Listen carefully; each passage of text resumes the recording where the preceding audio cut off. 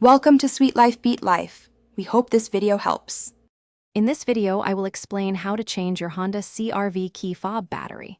First, ensure you have a small flathead screwdriver and a fresh CR 2032 battery. This common coin cell battery powers many key fobs. Next, find the small slot on your key fob's edge. Carefully insert the screwdriver into this slot and gently twist to separate the two halves of the casing.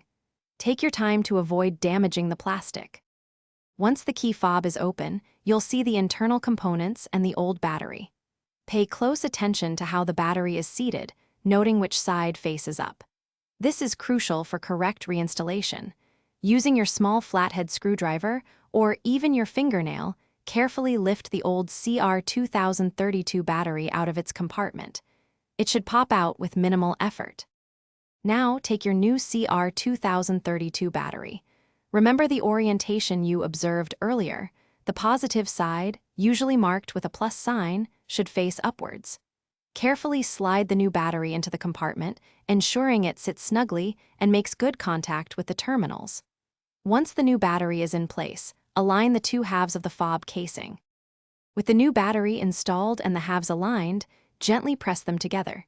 You should hear a satisfying click as they snap securely into place. Once reassembled, it's time to test your work. Press the lock, unlock, and panic buttons to ensure all functions are working properly. Your Honda CRV key fob should now be fully operational, providing reliable remote access to your vehicle. Thanks for watching. Consider subscribing if we helped you.